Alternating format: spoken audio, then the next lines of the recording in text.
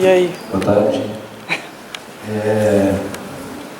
Na verdade, tem um equívoco. O privilégio foi todo meu, né, no CTI, estar participando, porque acho que já o CTI foi comentado algumas vezes e, sem dúvida, é um centro de tecnologia que fomenta muito as pesquisas e, com certeza, um dos sucessos, vamos colocar assim, do meu trabalho de doutorado é totalmente linkado ao apoio, né, que eu tive do Dr. Jorge e outros técnicos como muito bem me ajudaram a fazer o trabalho.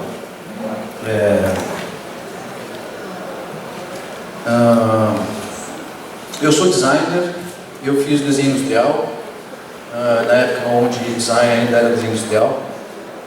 Eu fiz um mestrado em engenharia automotiva na Poli, porque eu tinha uma intenção, eu sempre trabalhei com ergonomia com posto de trabalho, a Mercedes-Benz era o nosso cliente, então o lado automotivo sempre me interessou, mas não como, eu quero ser designer de carros ou alguma coisa assim, mas pensando em projeto de produto, obviamente nada mais complexo do que avaliar um automóvel, né, por a complexidade do próprio projeto, as partes, os materiais, enfim. E aí, no meu pensamento, analisando uma concepção, um projeto, desenvolvimento de um carro, depois para trazer isso para uma discussão de calçado, poderia ficar mais fácil, sem dúvida ficou. Então, simulação virtual, análise virtual por elementos finitos, não sei se todo mundo conhece aqui. Então, uma coisa é a gente elaborar uma modelagem tridimensional de um produto qualquer. Outra coisa, então, dá a saída no 3D Print, mas de repente no meio do caminho tem uma análise de esforços, de desempenho, que nada mais é do que aplicar uma carga, tensão de deformação. Né? Aplica uma carga, vê a resposta, se deformou ou não, e isso eu vi no curso da engenharia automotiva e eu achei, pô, isso aí é uma ferramenta de análise fantástica. Eu, que já projetei imóveis, na lado acadêmico, mesmo teve freela, eu nunca vi nenhum designer, pelo menos na minha época, e mesmo hoje em dia dificilmente eu vejo, alguém desenvolvendo um modelo de cadeira virtual, colocar um esforço e analisar o desempenho da cadeira antes de fazer um protótipo. E o crash test automotivo já faz isso há muito tempo. Então essa tecnologia já é mais do que consagrada no automóvel, e esse foi o meu diferencial para trazer para o calçado. Então, se no carro funciona, também deve funcionar no calçado. Só que qual foi o meu desafio? Conforto. O desempenho do automóvel, motor, suspensão, tem que ser confortável, tem que ter motorzão, mas a pessoa tem que sobreviver no crash test, por exemplo. Né? Graças a Deus, acho que ninguém ainda morreu com um calçado mal projetado, mas as mulheres, salto alto, sem dúvida, é um case de desconforto. Não, paciência, o salto alto é desconfortável e se vire, mulheres, mais ou menos, né? Não dá para ter o mesmo conforto de um tênis no salto alto, mas será que não dá para minimizar o desconforto causado no salto alto? Então essa foi a abordagem. Então, antes de eu chegar especificamente, ontem tiveram algumas palestras, já em outros anos também já vim, como pesquisador, é quase, né, obrigação de estar vendo o que está acontecendo no mercado, né, conhecendo o CTI e tudo mais. Eu sei que essa feira é uma feira que também tem um cunho comercial, de exposição de tecnologia, de máquinas, de novos equipamentos importados, nacionais, mas eu não sei, eu ainda acho que tem uma lacuna nisso tudo, que é antes da máquina. Quando eu tive aula na FAO, no meu doutorado, meu professor de fabricação digital, né, que fala assim muito em 3D Print, mas antes do 3D Print, a gente está falando de uma tecnologia de fabricação digital, corte-adesa, CNC e outras questões. Então, dentro desse universo, sem dúvida, o 3D Print é um destaque interessante, porque teve essa opção de um desktop, eu consegui comprar minha máquina, assim como vários compraram, então eu tenho uma maquininha bacana que imprime umas coisas que eu quero ali. Tá, e o tal do open source? Né? Então compra uma máquina, baixa lá e imprime. Maravilha. Então baixa lá o que aonde? Né? Cadê o arquivo mega bacana, desenvolvido, que eu posso baixar de graça e imprimir? E que me sirva? Né? Então a pergunta é, para quem que a gente está desenvolvendo essa massa crítica de falar sobre tecnologia de 3D Print? E aí, assim, como professor e pesquisador, às vezes eu fico numa questão também que é uma encruzilhada, que é assim. Mesmo essa feira, eu vejo que tem muitos profissionais que já participam, claro, mas os visitantes dessa feira aqui, quem são? É o consumidor final, são designers, são pessoas que querem comprar máquina, que querem vender serviço. De repente a gente é meio suspeito, né? Porque a gente está envolvido com o assunto, eu gosto, também gosto, então o que estou querendo ideia e ele só eternamente. E o mercado lá fora? Quem é que está afim de, ou quem precisa, quem está afim não, né? Afim, acho que muita gente está afim. Mas quem precisa alguma coisa efetivamente resolvida com 3D Print que sirva para massa, ou sei lá, massa ou não, quiser customizado. Então, assim, desculpem os fabricantes e os importadores de tecnologia, mas, na minha opinião, a máquina é o de menos. A questão é, cadê o arquivo que vai ser impresso? Quem modelou, o que modelou e para quem modelou? Então, criação modo design é a minha discussão, é o meu trabalho. Eu sou professor de moda, eu sou designer, eu atuo com modelagem 3D, com ênfase em calçados, mas a joalheria também é uma área muito importante na área da moda, e mesmo na faculdade, principalmente na modelagem, eu também modelo, né? Aqui eu fiz especificamente no meu doutorado, né? Decorei. Aqui, pronto. Isso aqui foi um site de baropodometria. Então, para que eu tivesse um input, quer dizer, como é que eu vou perguntar para o software se aqui no meu calçado é confortável? Que tipo de pergunta eu vou fazer e que tipo de resposta que eu quero que ele me responda? E como que esse input de informações para fazer essa análise virtual de desempenho, por exemplo, de um conforto do salto alto. Existe uma palmilha que é colocada em N calçados, por exemplo, ou qualquer calçado, que tem centenas de sensores, e te me dá um gráfico daquele. Então eu tenho o primeiro pico de pressão, que é o piso o contato do calcanhar, e o segundo pico de pressão, que é o apoio do antepé. Então tem aqueles dois picos de pressão, que é diferente com salto alto, salto baixo e por aí vai. Então o meu case foi exatamente o desconforto do salto 9, né? Que foi o meu estudo. Claro que o sem salto, a distribuição do peso plantar na palmilha é bem diferente, né? Então quanto mais o salto, mais o corpo vai para frente, mais o pico de pressão lá na frente. Então o objetivo é baixar o pico de pressão, desenvolver um calçado anatômico, né? Eu tinha conhecimento anatômica, mas então acabou sendo mesmo. Então, isso aqui, inclusive, é muito interessante, porque tem uma pesquisa desenvolvida para alguns perfis no arco planar, e como que, por exemplo, o salto alto, ou mesmo o calçado em geral, dificilmente encosta a palmilha no arco planar. A gente tem o calcanhar, o antepé, e na região do arco planar quase não encosta. E se você aumenta o ângulo do que normalmente comercialmente é feito, você distribui mais a pressão. Simples assim. Então, trabalhando com uma palmilha mais anatômica e com uma curvatura que melhora aqui essa distribuição, sem dúvida o peso distribui melhor e ao baixo o pico de pressão. Eu tive uma forma comercial, assim como um pé chamado comercial, né? Enfim, é o meu 36 salto 9. Então, primeiro, a forma comercialmente usada no mercado é um pé extremamente magro. Olha, foi quase impossível achar um pé com as mesmas características anatômicas de um pé de forma comercial. Então já começa daí, né? É um padrão magro.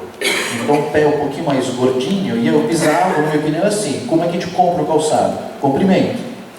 Ponto. Aí eu calço 41, ele também calça 41. Os nossos pés são exatamente do mesmo comprimento. Só que o meu é mais gordo, ele é mais magro, tem N variantes, né? Então não é só por comprimento. Então, na minha opinião, é fácil, né?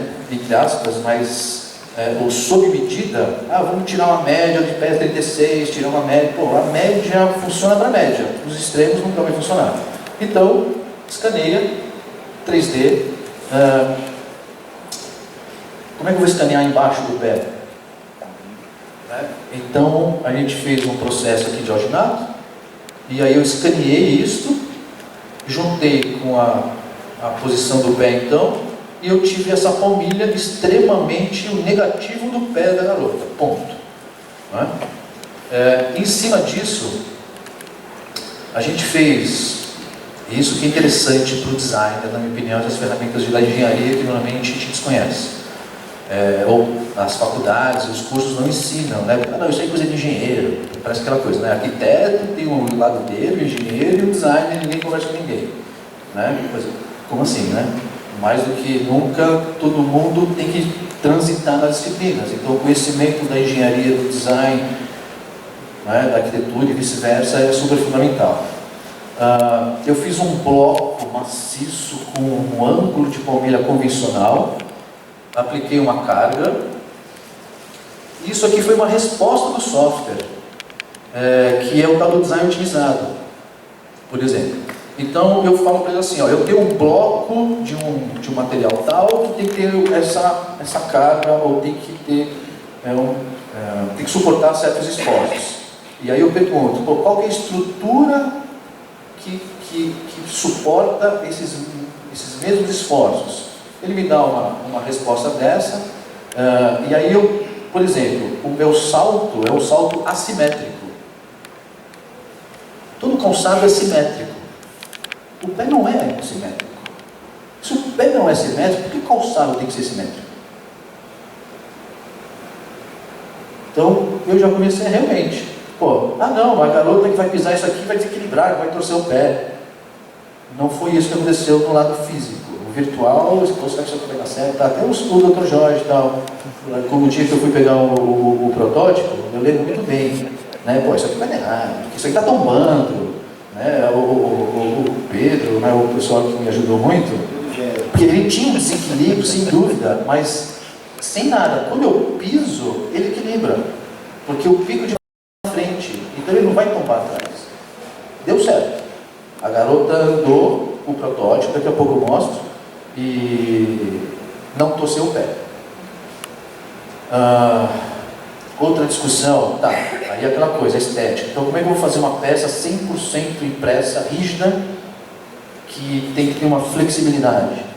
Bom, o raciocínio de metamateriais, né, numa escala nanométrica, isso já é uma discussão da engenharia muito antiga, mas talvez com a possibilidade de você trabalhar com material na escala nanométrica e trabalhar com a porosidade, isso é uma evolução, até revolução muito bacana. Isso aqui foi uma escala milimétrica, mas foi o raciocínio nanométrico de uma estrutura interna vazada para fazer com que esse bloco rígido tivesse uma certa flexibilidade. E esse foi o calçado feito.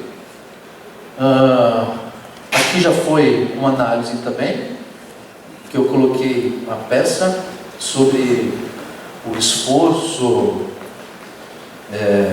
da distribuição plantar, do jeito que eu fiz naquele bloco convencional.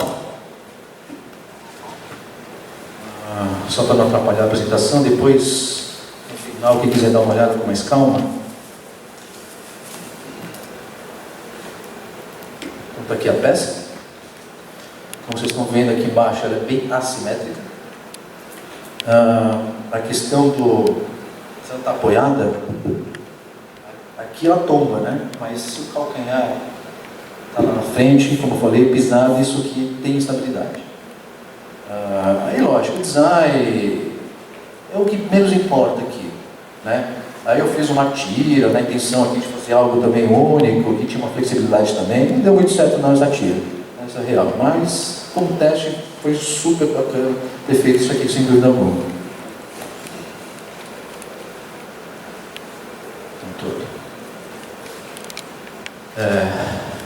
Então esse foi um resumo. Aqui foram as outras análises, que eu acho que não vale a pena entrar nessa questão aqui de esforços e tudo. E eu, como freelancer, como eu sou modelista, como eu trabalho com moda, né, então às vezes quem faz modelagem de roupa é modelista, e quem modela 3D também é modelista, modelador, enfim. Então vamos falar de modelagem 3D, né?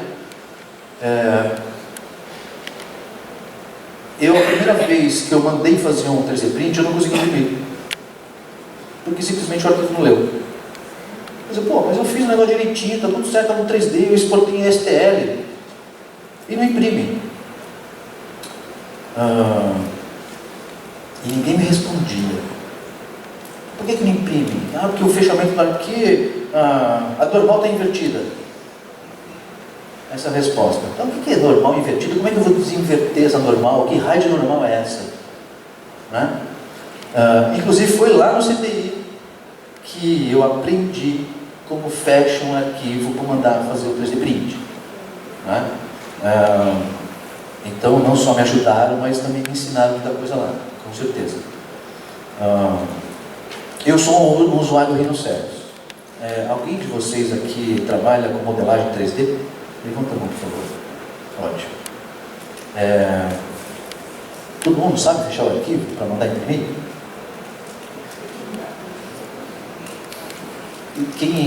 Então, vocês aprenderam como? Alguém ensinou vocês? Né? É uma loucura, né? A teoricamente é muito fácil, mas ninguém ensina. E onde que está esse segredo? Que não é segredo, é simplesmente, no caso do meu software, o Rhino, é join. Agrupa, uma coisa é você agrupar a superfície, tem que fazer uma casca única, que essa casca única não tenha uma emenda, ou não tenha uma aresta aberta. O que é uma aresta aberta? É simplesmente que o comando chama join, é unir. Quer dizer, qual a diferença de agrupar com unir? Na verdade, eu vou até usar outro termo, seria meio fundir, né? Eu preciso virar com que a superfície seja uma casca única. Imagina isso aqui com uma casca única. Quando eu exportei isso aqui em STL e mandei lá para o CPI, tinha 500 e poucos pontos abertos. Eu já tinha trabalhado umas 150 horas em cima desse modelo. E ficou mais umas 100 horas só para fechar todos os pepinos que tinham para depois, agora, dar para imprimir. Então acho que curso, ou de repente a gente ter o open source, né? Não é simplesmente baixar lá e usa aí, imprime e está tudo certo. Bom, primeiro, que não seria legal eu ter um trabalho absurdo de fazer alguma coisa, colocar lá e simplesmente alguém vai lá, baixa, imprime e começa a vender em cima do que eu fiz. Mas sendo assim, nunca ninguém vai colocar nada lá. Mas seria muito bom que a gente tivesse uma ética. Olha só o que eu fiz, aí eu ponho lá. Aí ele vai lá, que legal o que o cara fez. Aí ele pega, então deixa eu fazer em cima de algo. Aí eu faço e devolvo. Guto, super bacana o que você fez, mas olha o que eu fiz em cima do seu. Legal, eu não tinha essa visão, que bacana. E a gente vai evoluindo na história. Isso eu acho que é o open source, que deveria ser. Né? Mas de novo, cadê esses arquivos geniais que estão na internet? Mas assim, compre uma impressora e pronto, só está resolvido. Então é só baixar e imprimir. Não é? Tem um monte de coisinhas bacanas, mas para quem quer aquele negocinho bacana que está disponível para você baixar e imprimir? Isso foi um freela que eu acabei fazendo para um trabalho acadêmico, enfim, que me contrataram para fazer o fechamento do arquivo, modelagem também e tal, mas, por exemplo, a garota não anda com isso aqui. Pode ser esteticamente muito bacana, mas, inclusive, ela está perto da parede, né? Então, nem fora da parede ela conseguia ficar, porque era tão incômodo. Aí, tudo bem. Mas para que o cara fez um troço desse, que não dá nem para andar? Por que lá no salão do automóvel tem uns carros, conceitos que nunca andam também? Então, acho que como exercício de design, isso é muito importante. O projeto conceitual, o vanguarda, experimentar. Então, isso aqui, de repente, do jeito que está, não funciona. Mas isso é uma discussão que, numa evolução, pode funcionar, pode virar confortável, e assim vai. Então tem que ter alguém maluco para experimentar algo e fazer um troço qualquer só para a gente meter o pau. Que seja, né? Mas alguém tem que fazer alguma coisa. Então esse é um dos arquivos dessa coleção, que foram 6. Outra coisa importante. A primeira vez que eu orcei, vamos fazer esse negócio, imprimir, tá bom. R$3.500, um pé, foi o primeiro orçamento. Porra, 7 pau o par, vezes 6 pares, eu compro minha impressora, né? Que custava na época R$9.000, ou que imprimisse algo maior e tal. Não faz sentido nenhum você pagar 40 e poucos mil em impressão, comprar um, depois você vende, bem mais barato, você vai ganhar uma grana assim, enfim. Aí, o último orçamento, R$500. Opa, de 3,5 para 500, R$1.000 o par, já começou a ser interessante, né? Então também tem isso, né? Hoje, talvez há 2 anos atrás, tinham poucas pessoas que vendiam serviço. Hoje já tem bastante, né? Inclusive com essa tecnologia de N materiais, metal, não. Até me pergunta, até estava conversando com agora há pouco, eu comprei uma máquina ano passado. Sei lá se foi bom negócio ter comprado. Quantas vezes eu usei na máquina? Quantas vezes eu imprimi? Eu tenho uns anéis, umas coisas que eu tenho testado lá e tal. Né? Qual foi o custo-benefício? Bom, primeiro que a máquina que eu comprei há 1 ano atrás, hoje em dia está 3 vezes mais barata. Né? E aí, quanto que vale a pena comprar um equipamento ou usar esse monte de pessoas que já estão vendendo serviços e testando materiais e cores e por aí vai? Né? Então, acho que é uma boa pergunta para a gente também ver como é que esse mercado já funciona e como que ele pode funcionar e quanto vale a pena eu comprar minha própria impressora. Aqui já é um solar injetado convencional para Amazonas que eu fiz uma vez sobre consultoria, né? Aqui eu sou ilustrador digital, ou ilustrador manual, que seja. Então, assim, precisa saber desenhar à mão para usar 3D? Olha, não precisa, mas que é muito bom, olha, ajuda horrores, cara. Né? Porque é que nem aquilo. A máquina é bacana? Mas você sabe exatamente o que você quer fazer com aquela máquina? Qual é a máquina que te serve? Né? Então, usar 3D ali nos comandos, ok, mas e o lado gestual? Que de repente, para não ficar algo mais duro lá na modelagem, né? Isso aqui é uma ilustração de Photoshop. É escuro, né? Isso aqui é um barril, foi o último freela que eu fiz, que é um barrilzinho de um copo de promocional, né? 500 ml, tem uma tampinha ali e tal. Isso aqui está rodando. Eu particularmente gosto muito de trabalhar com modelagem de superfície, né? Eu faço normalmente assim, eu faço linhas, das linhas eu gero superfícies, das superfícies eu vou gerar sólidos. Tem muita gente que já trabalha com a manipulação de sólidos, né? Por exemplo, aqui como tinha que ser uma discussão orgânica, aqui o lado sólido, superfície, emenda ia ficar muito duro e não ia ficar ideal, ainda mais num produto desse que tem que ser aprovado, né, lá pela matriz. Né, Warner, Disney, se ficar idêntico ao personagem, ferrou na prova. Então, dá para ver uma intersecção aqui, ó, aí no queixo, nariz aqui, né, eu fiz um volume que eu achei melhor, aqui está interseccionado, aqui já não está mais, depois a gente arredonda a intersecção dos dois, e aí eu consigo uma forma mais única. Tudo bem que aqui depois eu fiz uma boca, só para me orientar, e aí é literalmente manipular cada ponto desse. É um trabalho desgraçado fazer esse negócio. Mas funciona. Né? E é uma das maneiras para manipular, de repente, algum sólido já pronto. E aí interseccionar e tudo mais. Aqui também um outro produto promocional. Então, olha, me manda fazer um carro, mas não me manda fazer um gorro desse. Olha, juro por Deus, cara, esse gorro foi uma das coisas mais difíceis que eu já fiz até hoje. Até para ficar o gorro do Smurf, que seja aprovado lá na Suíça, cara, foi 5 vezes feito e prototipar e manda para lá e não está certo ainda, está curvinho, ou sei lá o que. Né? E aqui, por exemplo, ó, aqui foi bem mais simples, mais sólido. Tem este arredondamento aqui no canto, que é, como é que eu resolvo 3 arredondamentos de medidas diferentes? O software não me resolve. Né? Isso aqui se vira. Resolve aí, cara, que o software não vai resolver. Então, como? Isso aqui é um buraco. Bom, primeiro está um buraco aberto, né? Então é impossível esse negócio impresso mesmo. Então, esse fechamento aqui, depois da join, tudo, isso é o fundamental da história. Ó, e eu vou te falar que esta medida aqui deve ter uns 2 milímetros, que é aquele tequinho ali daquele canto. Isso também foi bem mais complicado, foi até do produtos promocionais, né, que agora tem um Homem-Formiga, que tem essa máscara, e eu não tinha nada na mão, a única coisa que tem uma foto. Então a vista lateral, vista frontal, e saio desenhando. Aqui eu tentei fazer algo de superfície, que no fim eu não gostei, eu tive que manipular outras coisas, então aqui foi um processo de desenvolvimento, muito demorado essa peça também. Né? Até chegar, olha só isso aqui.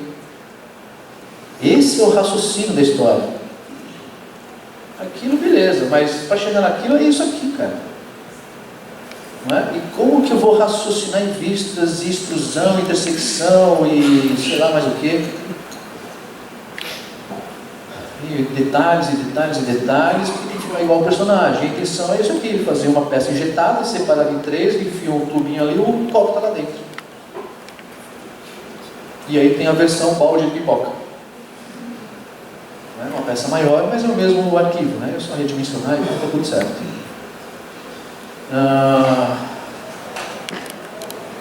Eu acabei de conversar com um rapaz ali que vai apresentar uma palestra hoje sobre metal.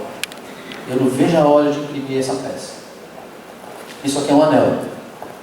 E aquilo ali é um motor de moto. Aqui no Open Source, né, o motor do CAD, não sei o que, você baixa, a Yamaha, o carro, tem um monte de coisa já bacana que dá para baixar de graça. Né? Então, maravilha, baixei alguns motores. Isso aqui é o tamanho de um adereço de uma anel. Então, facilmente, isso aqui é um motor original de uma Ducati, numa escala 1 para 100. Imprime aí, com essa mesma definição.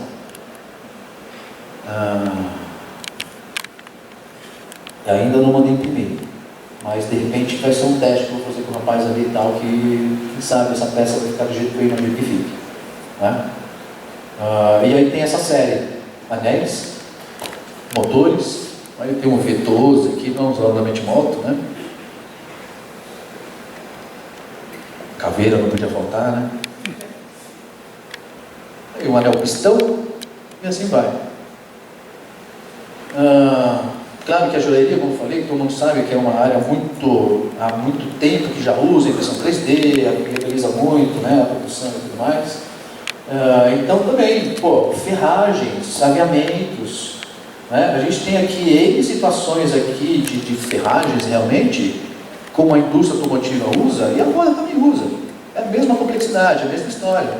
Fundição, sei lá mais o que, injeção, né? E é tudo modelagem 3D. E normalmente está na mão de quem? Do engenheiro que faz a fivela, do designer bacana, que o cara curte 3D, mas alguém de moda que modela em 3D, não, a gente não vai modelar 3D, né? Anéis com extrema, né, precisão e definição de detalhes.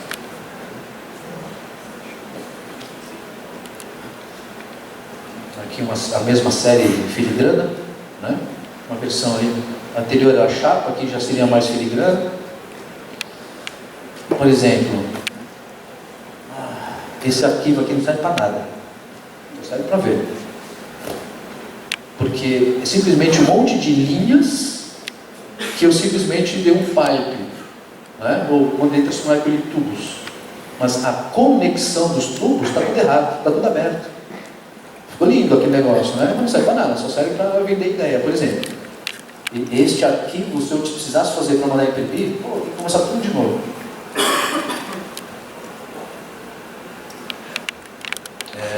Aqui já seria mais um pingente nessa série, né? Aqui foi o meu raciocínio. Um pouco escuro também, mas acho que dá para entender. Tenho aqui alguns textos de algumas sinagogas que eu acabei escolhendo, para pegar de referência, comecei a trabalhar em cima e saiu aquilo. Isso é muito legal a gente descobrir. Tem um comando que eu planifico, eu crio a superfície, mando ele planificar a modelagem, aplico, vamos chamar assim, a textura ou a estampa, e mando ele aplicar de volta. É fantástico, aqui já serve como faca, por exemplo, para cortar a superfície e transformar numa chapa, ou aquelas linhas vermelhas e tal, simplesmente trabalhei em tudo. Então está aí a discussão. Aqui foi o pingente, mesma história, foto. Aqui eu fiz uma calota, né? Mandei projetar do chão para essa calota e comecei a dar as espessuras fazendo um degrau. Aí os elos, inclusive, da corrente. Aqui já também na mesma série, esse colar. Eu demorei horas para fazer ele. Foi o primeiro, dessa série foi a primeira peça. Depois que eu terminei, cara, queria imprimir, mas eu não fiz para imprimir.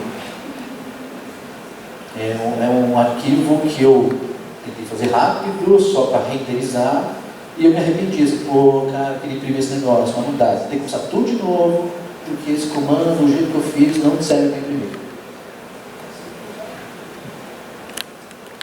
Calçados?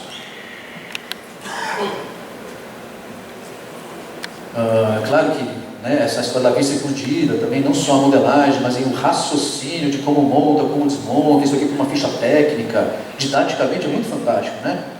Fazer essa vista escondida, então, claro, mais uma facilidade, de repente, num desenho 3D.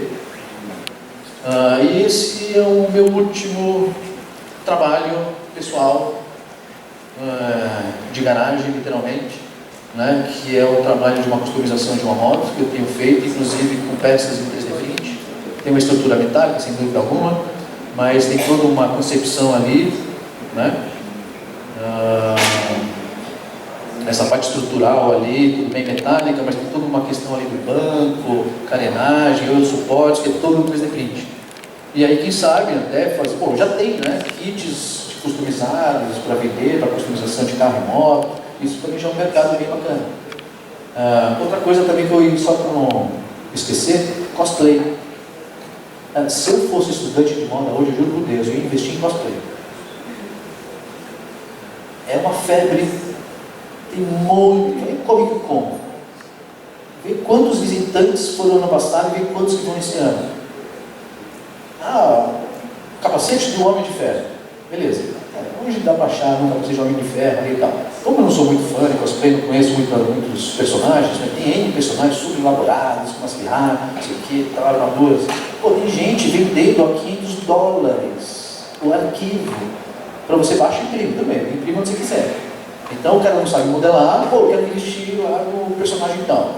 Beleza, uma pecinha, $500 você vai pagar para baixar e imprimir. É um mercado fantástico.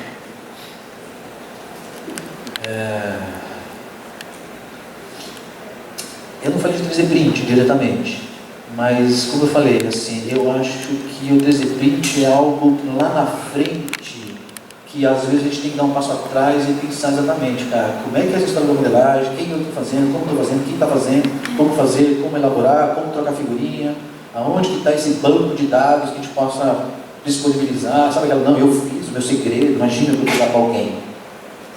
Sabe, acho que quebrar certos paradigmas a gente está precisando.